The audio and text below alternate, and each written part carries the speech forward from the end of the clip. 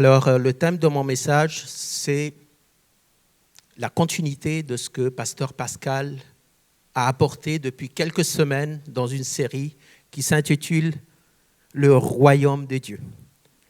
Donc, on est toujours dans cette continuité. Mais aujourd'hui, le Seigneur m'a mis à cœur, alors que Pasteur Pascal m'a invité à apporter un message pour ce dimanche. Et Seigneur, depuis la semaine passée, m'a mis à cœur d'apporter dans le même thème, continuer ce thème, parce que ce thème est très important. Comment entrer dans le royaume de Dieu? Comment entrer dans le royaume de Dieu? Alors, je vais juste remettre ce temps entre les mains du Seigneur et on va commencer. Merci Père Céleste, merci Père Tout-Puissant. Merci pour ce temps que tu nous accordes d'être réunis ensemble ici pour entendre ta voix, pour se laisser enseigner par toi à travers ta parole, à travers ton Esprit Saint, par ta sagesse. Et Père, je te prie de remplir ma bouche. Remplis ma bouche de ta vérité. Seigneur, je te remercie pour tous les cœurs qui vont recevoir aujourd'hui ta parole.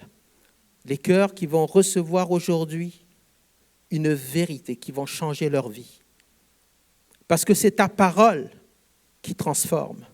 C'est ta parole qui fait l'œuvre dans nos cœurs. C'est par ta parole et par la puissance de ton Saint-Esprit que tout a été créé, tout a été formé sur cette terre.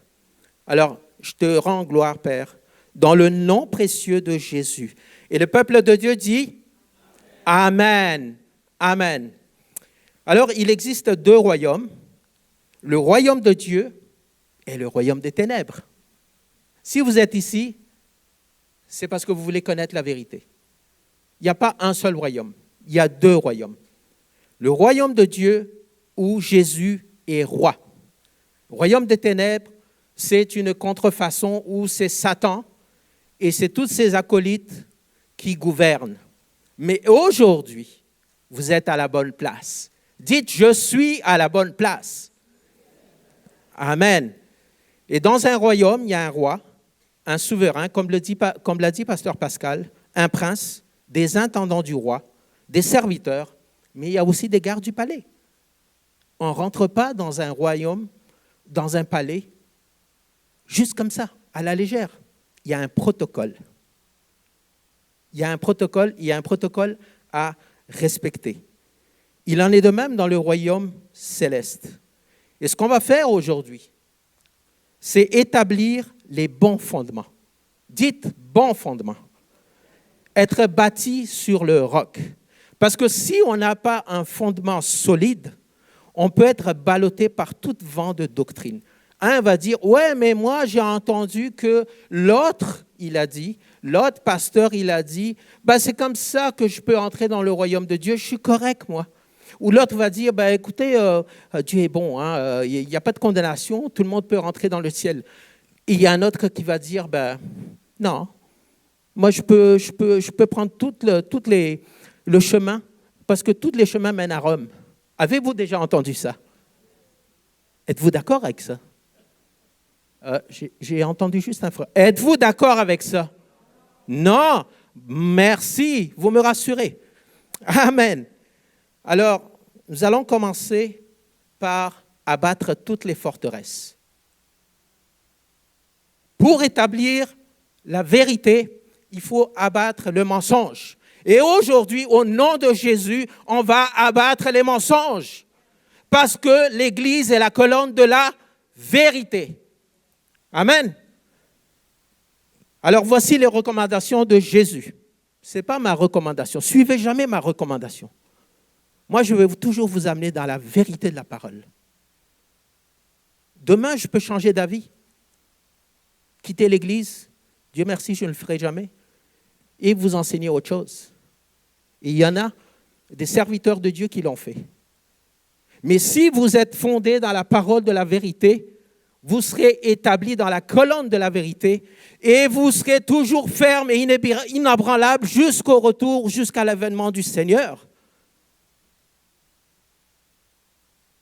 C'est le but de l'Église. C'est de vous établir, vous faire enraciner dans sa vérité. Le chemin est encore long.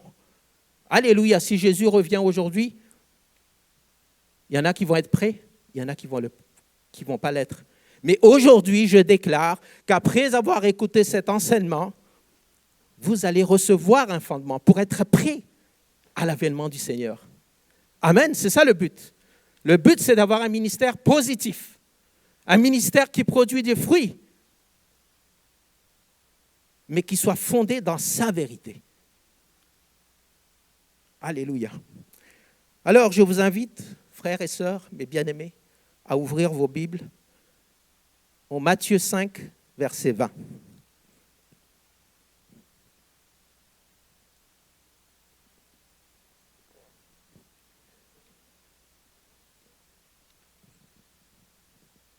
Je ne suis pas pressé. Je vais prendre tout mon temps. Amen. Parce que j'aurai des comptes à rendre devant Dieu. Je vais prendre tout mon temps. Si le message n'est pas terminé, pas de problème. Ce n'est pas moi qui fais l'œuvre. C'est le Christ. Alors, qu'est-ce que la parole de Dieu dit?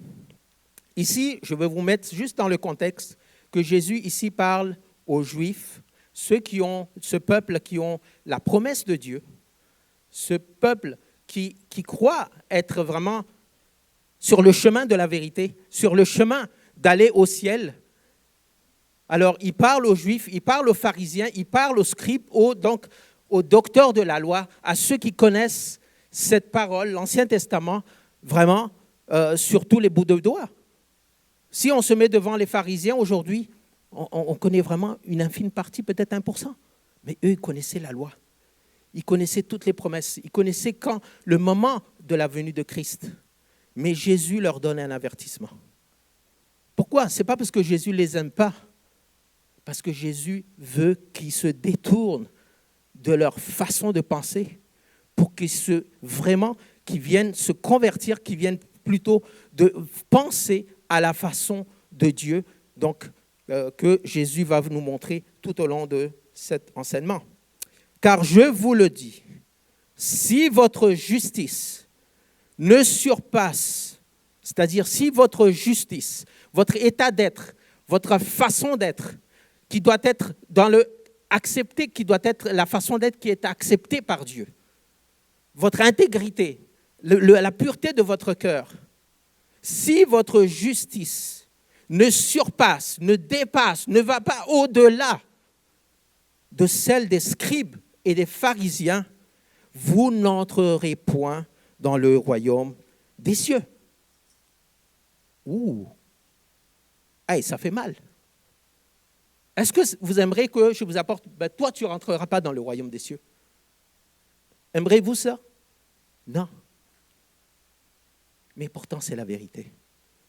Jésus dit toujours la vérité. Si ça fait mal, c'est pour qu'on puisse changer. Aujourd'hui, cette parole va parler à chacun de nous. Elle va d'abord parler à moi. Elle n'est pas juste destinée à vous, elle est destinée à moi aussi. J'ai besoin de toujours d'être imprégné de cette vérité. Alors, au Matthieu 7, verset 21, il dit « Ceux qui me disent « Seigneur », Matthieu 7, verset 21, « Ceux qui me disent « Seigneur, Seigneur », n'entreront pas tous dans le royaume des cieux. » Ah, qu'est-ce que je fais là? Qui va rentrer dans le royaume des cieux? Mais Jésus répond plus loin. « Mais celui-là seul qui fait la volonté de mon Père qui est dans les cieux. » Autrement dit, il y a Jésus donne des conditions pour rentrer dans le royaume des cieux.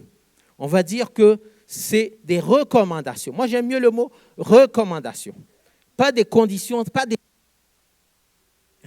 Hop, recommandations. Amen. C'est des recommandations. Il donne des recommandations pour que tout le monde puisse aller et ne pas rester si jamais Jésus revient. Donc, il dit, qui fait la volonté de mon Père qui est dans les cieux? Mais comment? Comment faire la volonté de Dieu? Comment? De quelle justice Jésus parle? De quel état de cœur Jésus parle?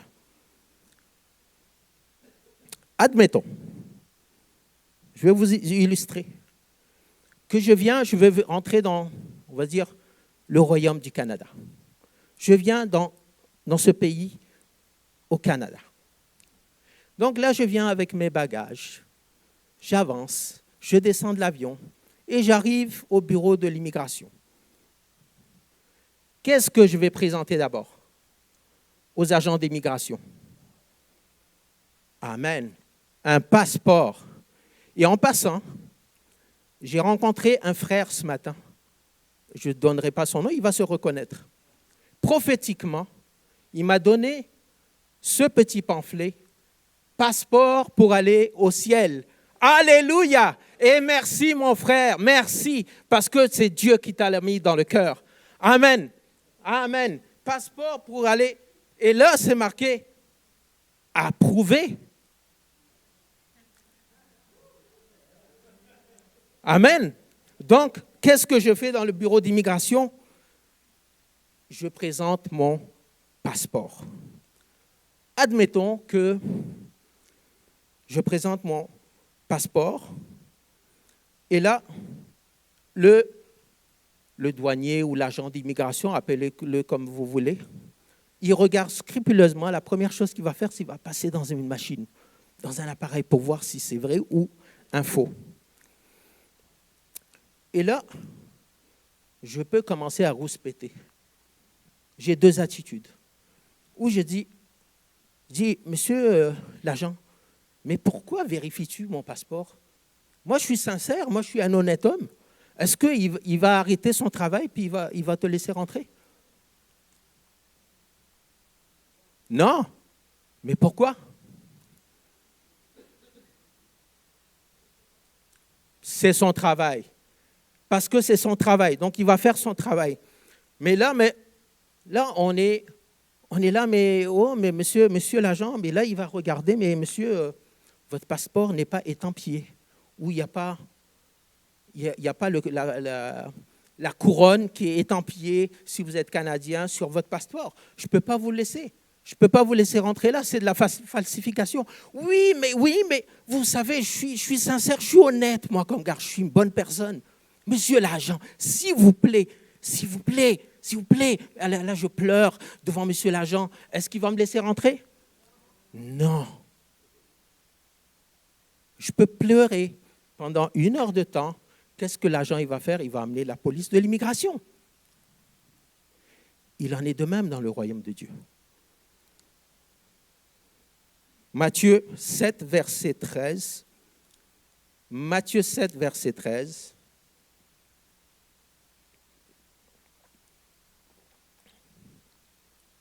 Êtes-vous prêts? Que dit la parole? Entrez par la porte. Large. Large, j'ai entendu. Ah, c'est tout ce qu'on voit qui s'élève ici.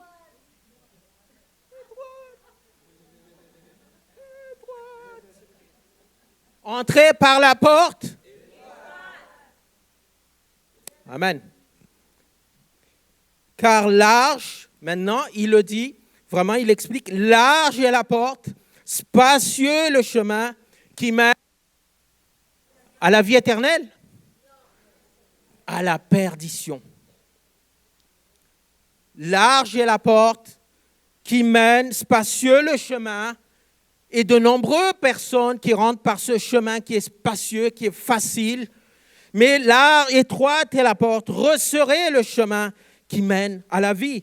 Donc, spacieux le chemin qui mène à la perdition. C'est la seconde mort. C'est la séparation éternelle avec Dieu. Aucun moyen de retourner. C'est fini. C'est pour ça que la parole de Dieu dit, aujourd'hui, vous qui entendez sa voix, écoutez-le, obéissez-le. C'est le jour de votre salut. Demain, vous ne saurez pas de quoi sera fait demain. C'est aujourd'hui. C'est vous qui entendez sa voix. Aujourd'hui, ouvrez votre cœur. Mon cœur aujourd'hui, c'est qu'aujourd'hui, en ce moment, pas aujourd'hui dans 2 heures, en ce moment, vous ouvrez votre cœur à la parole de Dieu.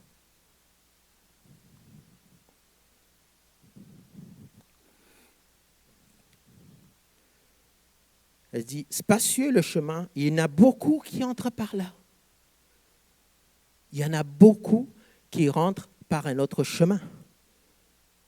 Au verset 14, je l'ai dit tantôt, étroite est la porte, resserrez le chemin qui mène à la vie, et il y en a peu qui le trouvent. Si vous êtes ici aujourd'hui, c'est pour chercher et entrer dans ce chemin. Merci Seigneur d'être là. Merci que ces gens soient là. Merci pour que toutes ces personnes qui ont franchi le seuil vont trouver aujourd'hui. Je déclare qu'ils vont trouver. Ce n'est pas qu'ils vont ressortir de la même façon qu'ils sont rentrés, mais ils vont trouver ce chemin de la vérité au nom de Jésus. Je vous invite à aller dans Jean 10, verset 1. Jean, chapitre 10, verset 1. Je vous ai dit que je serais patient. J'y vais lentement. Merci Seigneur, c'est toi qui conduis.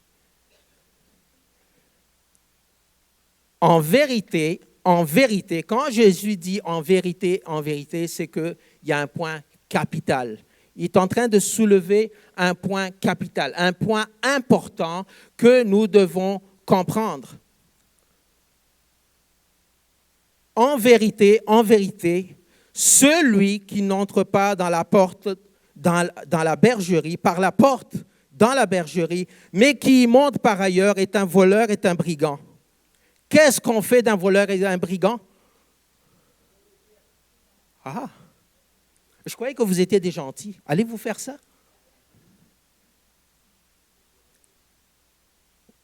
Merci, mon frère. Out! Maintenant, si je viens devant, toujours avec mon petit passeport, là, si je viens devant le bureau d'immigration avec un faux passeport, on ne passe pas, hein? Il retourne à son pays. Retour à la case départ. Merci, mon frère. Amen. Alors, qu'est-ce qu'on a vu depuis tantôt? Ces 2 points majeurs. Pourquoi j'amène ces points qui sont, on va dire, négatifs, qui sont des recommandations pour vous amener à mieux saisir la vérité et comment véritablement entrer dans le royaume de Dieu. Ouais, mais je connais tout ça. Tu n'étais pas le premier à m'enseigner. Gloire à Dieu. Gloire à Dieu. Bienvenue dans la maison. Bienvenue parce qu'ici, on va t'enseigner la vérité de la parole. Et même si tu le sais, aujourd'hui, dites, c'est un jour de rafraîchissement. On revient à la base. On revient à la base. Tu ne peux pas aller à l'université si tu n'as pas appris ABCD, ni la table de 10, table de 20, table de 30. Il faut sans cesse revenir à la base. Mais si la base, le fondement n'est pas solide, qu'est-ce qui va se passer? Un jour ou l'autre dans votre vie chrétienne, vous risquez de dévier. Mais ce n'est pas le but de Dieu. Ce n'est pas le plan de Dieu. Le plan de Dieu, c'est que vous arrivez à destination. C'est le plan de Dieu pour chacun de vous, pour chacun de nous ici présents. Le plan de Dieu est ce qui est agréable et parfait, ce qui est bon, agréable et parfait. Le plan de Dieu, il l'a déjà défini depuis le départ. On ne peut pas changer le plan de Dieu. Ouais, mais moi j'ai une façon, mais tu ne peux pas comprendre, Seigneur Dieu. Tu ne peux pas connaître mon histoire. Ah, change. Je pense que, Seigneur Dieu, je pense que tu as oublié quelque chose. Ajoute des pages. Ajoute des pages à la Bible. Ajoute, on va rajouter. Ouais, parce que je pense que tu n'es pas assez intelligent. Parce que moi, j'ai toujours raison. Moi, j'ai toujours raison. Moi, je suis une bonne personne. Moi, je fais des bonnes actions. Moi, j'aide les gens. Mais toi, regarde, tu as oublié tout ça dans ta Bible. Tu as oublié certainement, tu n'as pas su que j'étais un être intelligent, super intelligent. On va changer la roue.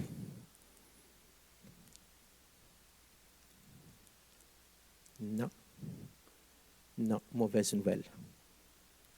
Je suis désolé de vous annoncer la mauvaise nouvelle. Un médecin, quand il vous diagnostique, qu'est-ce qu'il fait? Il vous dit d'abord ce que vous avez. Et lorsqu'il vous a diagnostiqué, il a dit réellement, il ne va pas vous cacher la vérité, il n'a pas le droit. Le code de déontologie ne lui permet pas. Il faut qu'il vous dise la vérité, ce qu'il en est exactement avec tous les examens qu'il aurait fait. Une fois qu'il est sûr, il va vous dire ce qu'il en est dans ton corps, le bobo que tu as ou la maladie que tu as. Et après, simplement, quand il aurait examiné, quand il aurait vu sur toutes les coutures, il va te prescrire un médicament.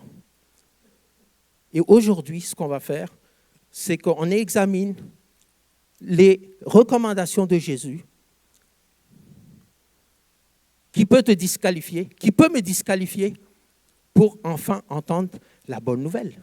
Il n'y a pas de bonne nouvelle s'il n'y a pas de mauvaise nouvelle.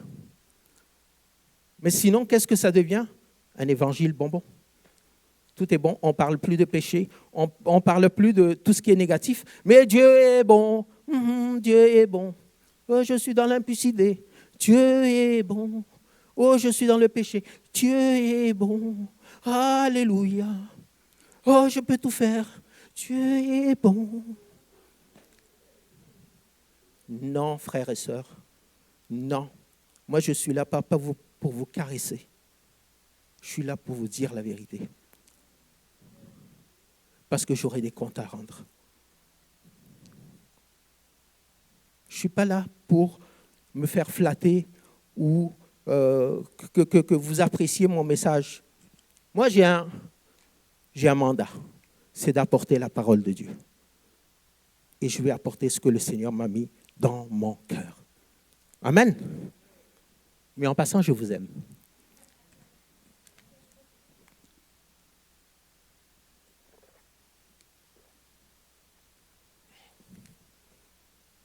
Alors, voici les 2 recommandations essentielles. Une justice qui doit surpasser celle des scribes et des pharisiens afin de pouvoir accomplir la volonté de Dieu. 2e recommandation, c'était quoi? Merci. Il y en a qui écoutent. La porte étroite. La porte étroite. Ce n'est pas le grand portail. Et si on parle de la porte étroite, parce qu'on peut essayer d'entrer par d'autres portes. Si Jésus dit qu'on entre par une porte étroite, c'est parce qu'il y a d'autres portes. Amen. On peut essayer d'entrer par d'autres portes. Mais ce qui nous intéresse aujourd'hui, c'est la porte. Dites la porte. Il y a une porte. Il n'y en a pas 2 portes. Quand vous êtes rentré ici dans ce sanctuaire pour entendre la parole de Dieu, êtes-vous passé par la sortie de secours? Y a-t-il quelqu'un qui est rentré par ici? Non? Peut-être par là? Par les fenêtres? Non? Alléluia! Gloire à Dieu! Vous êtes rentré par la porte. La bonne porte qui vous permet de venir dans la présence de Dieu. Alléluia. Que Dieu m'aide. Il est avec moi. Amen. On va arrêter quand il sera le temps, on va continuer le message dimanche prochain. Amen. Alors, maintenant, aujourd'hui, on va regarder qu'est-ce que la justice de Dieu. C'est pourquoi Jésus nous demande si notre justice ne surpasse pas celle des scribes. Donc, il est important qu'on aille voir cette justice de Dieu qui pourrait nous faire défaillir, qui pourrait nous faire disqualifier dans l'entrée du royaume de Dieu. Cette justice. Alors, justice en grec, c'est dikaiosun. Pas la peine de vous rappeler comment ça se prononce. Ce n'est pas important. Ce qui est important, c'est la définition. Moi, j'aime ça enseigner quand c'est simple et donner le sens vraiment du verset, donner l'explication dans un sens simple. Donc, c'est l'état en grec, dikaisun, c'est état de celui qui est comme il doit être. État de celui qui est comme il doit être, la condition acceptable devant Dieu. Intégrité, pureté de vie, droiture, pensée et action correctes, non fautifs et innocents devant Dieu.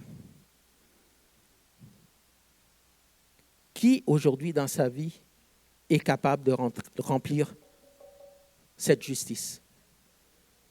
Personne. Personne. Mais pourtant, Dieu ne nous a pas laissés seuls. C'est la bonne nouvelle. On rentre dans la bonne nouvelle maintenant. Amen. Dites bonne nouvelle. Bonne nouvelle. Ce qui nous intéresse, c'est la bonne nouvelle de Jésus-Christ. Amen. Alors, c'est vraiment cet état d'intégrité, cet état qui est la pureté originelle. La pureté lors de la création de l'être humain qui a été créé, vous tous avez été créés à l'image de Dieu avant la chute d'Adam et Ève, avant que le péché pénètre dans le cœur de l'homme, avant qu'on soit altéré par le péché. C'est cet état originel que Dieu veut, c'est cette justice, cette façon de penser. Et c'est Jésus, lorsqu'il est venu sur cette terre, il était sans péché. Il était 100% homme, mais 100% Dieu.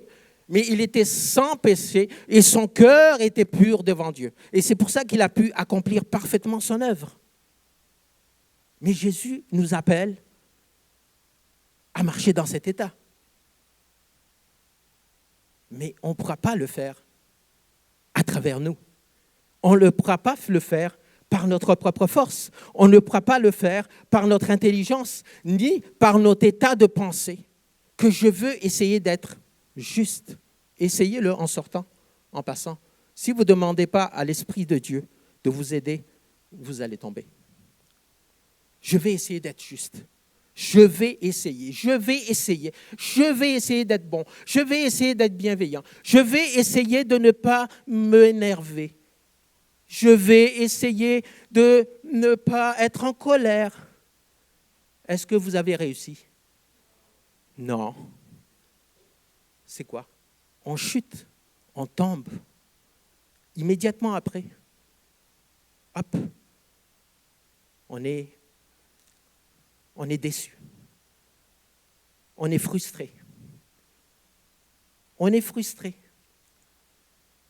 On est déçu, on n'est pas arrivé. On a essayé d'atteindre la perfection. Y a-t-il quelqu'un qui a pu atteindre la perfection? Non? Alors, qu'est-ce qui se passe? C'est la condamnation.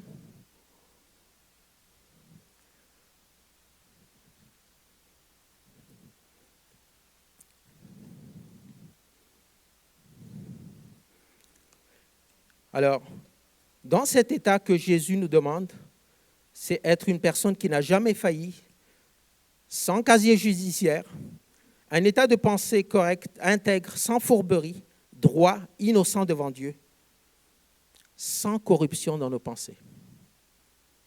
Sans aucune corruption dans nos pensées.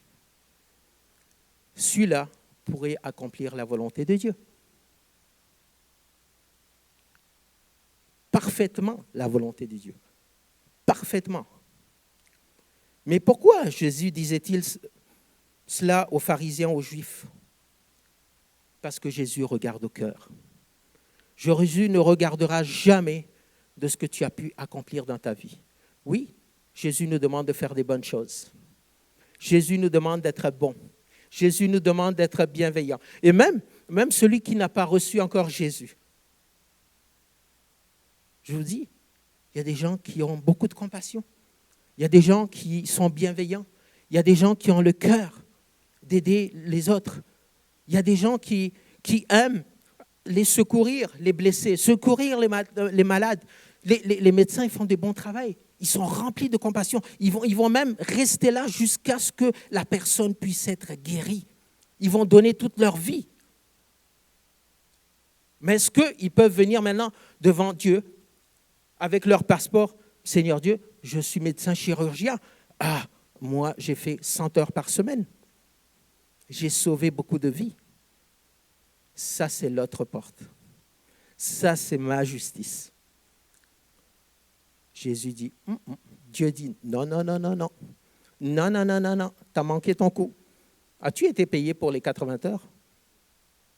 Eh bien, $300 de l'heure. Amen. Ta motivation est bonne. Amen.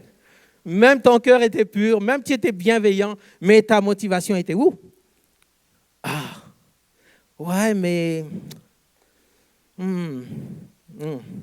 trop dur. Mais non, c'est pas dur.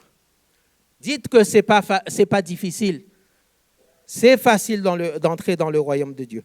Mais on va aller pas à pas. Matthieu 15, verset 7. Maintenant, on va regarder pourquoi Jésus disait ça aux pharisiens. Matthieu 15, verset 7.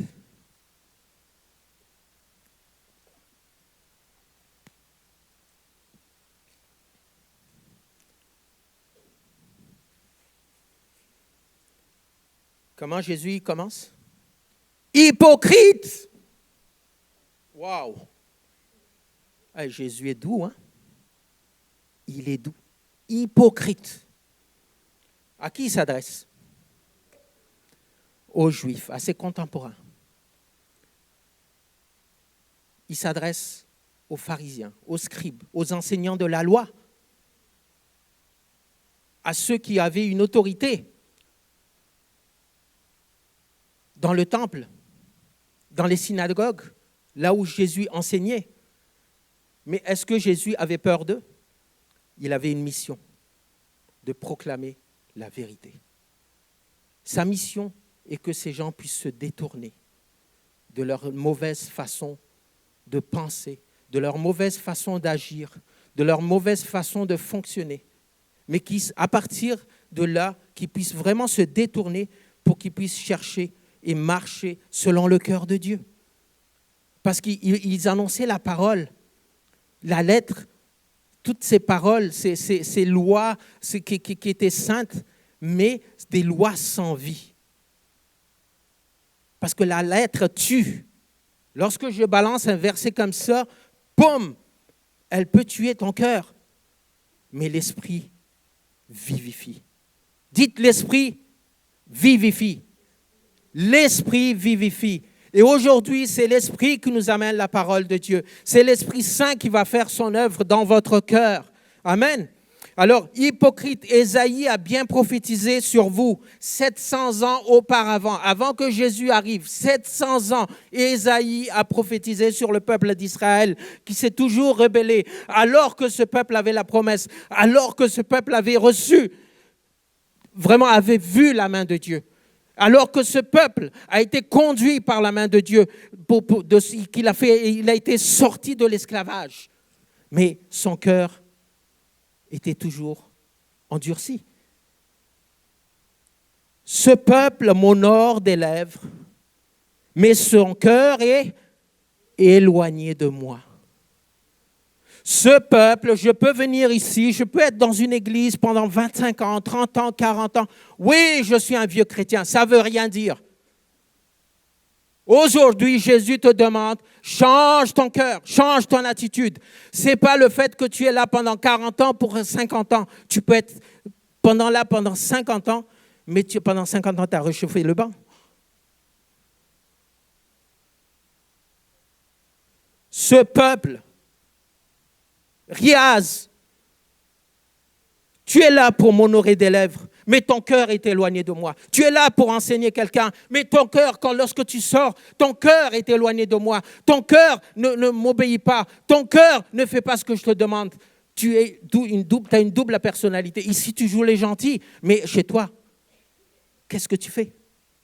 Dans le secret. Honores-tu ta femme? Honores-tu tes enfants?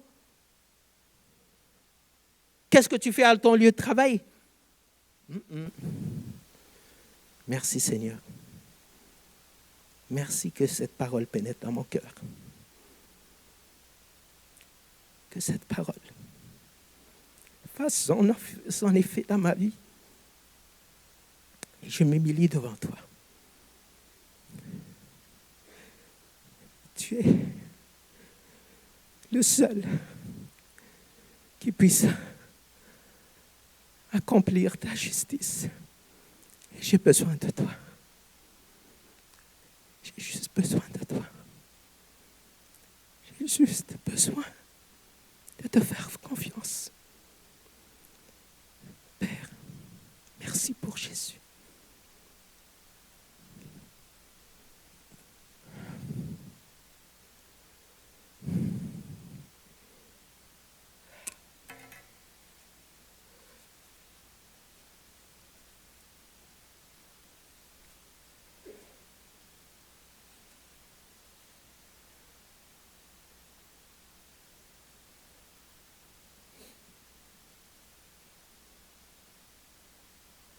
Je m'excuse. Je vous dis, je prêche pour moi-même. En prêchant cette parole, je me prêche à moi-même. Jésus ne me demande pas de regarder les autres. Jésus ne me demande pas de juger les autres. Et de regarder à l'état de mon cœur.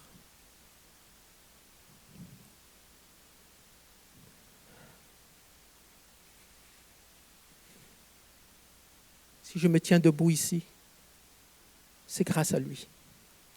Si j'ai le privilège d'apporter sa parole, c'est grâce à lui. Et si cette parole peut pénétrer dans votre cœur, si cette parole pénètre à une place dans votre cœur, c'est à cause de l'action du Saint-Esprit. Je peux pleurer, je peux me mettre à genoux. Ça ne changera pas votre cœur.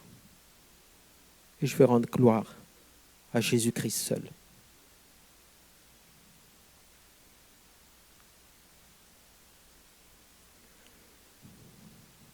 Mais son cœur est éloigné de moi. C'est en vain qu'il m'honore en enseignant des préceptes qui sont des commandements d'homme. Et Jésus ici se réfère, on n'avait pas le Nouveau Testament, c'était l'Ancien Testament. Il se réfère à la citation de Ésaïe 29, verset 13. Je vous invite à aller voir. On va aller tourner la page. Ésaïe 29, verset 13, qui reprend ce verset. Que ce peuple m'honore des lèvres, mais jour après jour, ils m'honorent, ils viennent dans les synagogues, ils viennent louer, ils viennent chanter, ils viennent donner des sacrifices, mais son cœur est éloigné de moi. Et moi, ce que je veux pour son peuple, que ce cœur soit approché, que ce cœur s'approche de moi, que ce cœur soit entièrement à moi, que ce cœur soit dédié à moi, que ce cœur soit voué pour moi, que ce cœur soit en unité avec moi, qu'il soit un avec moi. C'est ce que le Seigneur voulait pour son peuple. C'est pour ça que le Seigneur s'est vraiment a fait toutes les signes, les miracles pour mettre ce peuple à part. Mais son cœur est éloigné. Le Seigneur est attristé. Le Seigneur, il pleurait. Le Seigneur est attristé dans son cœur. Et il a inspiré le prophète Ésaïe à déclarer cette parole. Et en enseignant des paroles, des préceptes qui sont des commandements d'hommes. Et la crainte qu'il a de moi n'est qu'un précepte de tradition humaine. Et cette crainte, ce n'est pas le fait d'avoir peur de Dieu. Ce n'est pas que le fait que cette crainte qu'on a enseignée dans les églises, je ne veux pas citer le nom des églises, ce n'est pas mon but. Je bénis les églises. Il y a du bon qui a été fait et il y a d'autres choses qui sont moins bonnes. Mais on a enseigné que venir devant Dieu, il faut s'agenouiller, il faut marcher, je ne sais pas moi comment on appelle ça, monter des marches à genoux, il faut mettre des cierges. Et que ce Dieu est un Dieu méchant, qui vient vous couper avec une batte de baseball, qui vient vous taper. Poum. C'est un Dieu qui n'a pas d'amour. C'est un Dieu qui n'est pas miséricordieux. Mais ce n'est pas ça la vérité. La vérité dans l'Évangile, c'est un Dieu de miséricorde, c'est un Dieu de compassion, c'est un Dieu d'amour, c'est un Dieu qui veut une relation avec son peuple, c'est un Dieu qui veut le cœur de son peuple, c'est un Dieu qui veut avoir un cœur à cœur, un face à face avec son peuple.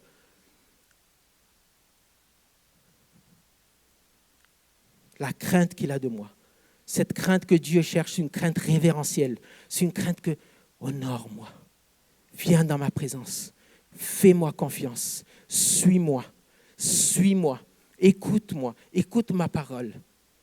Viens, c'est moi qui vais agir pour toi. C'est moi qui vais faire l'œuvre dans ta vie. Pardonne à celui qui t'a fait du mal. Bénis celui qui t'a fait du mal. Ne maudis pas. Aime ton prochain comme toi-même.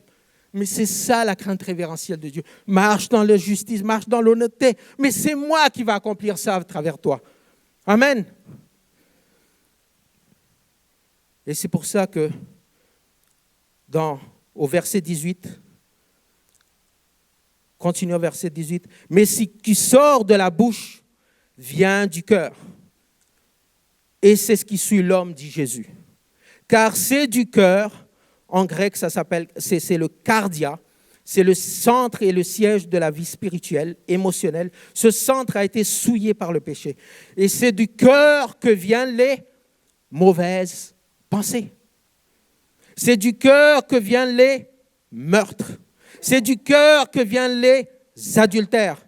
C'est du cœur que viennent les impudicités. C'est du cœur que viennent les vols. C'est du cœur que viennent les faux témoignages. C'est du cœur que viennent les calomnies. Le cœur. Dieu cherche le cœur. Dieu cherche à transformer le cœur.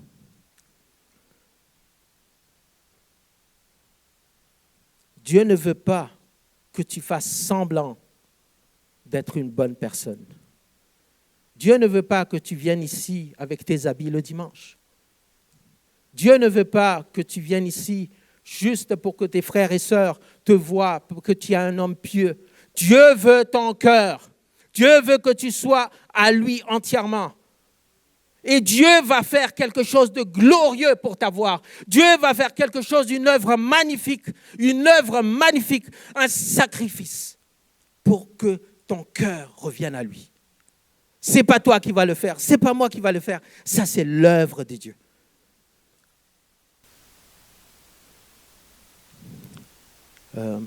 Pasteur Kathleen, j'ai jusqu'à quelle heure?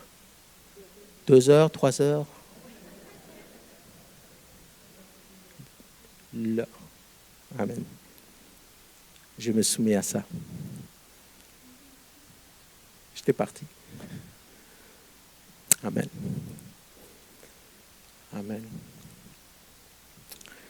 Donc, il est impossible, mais ça tombe bien parce que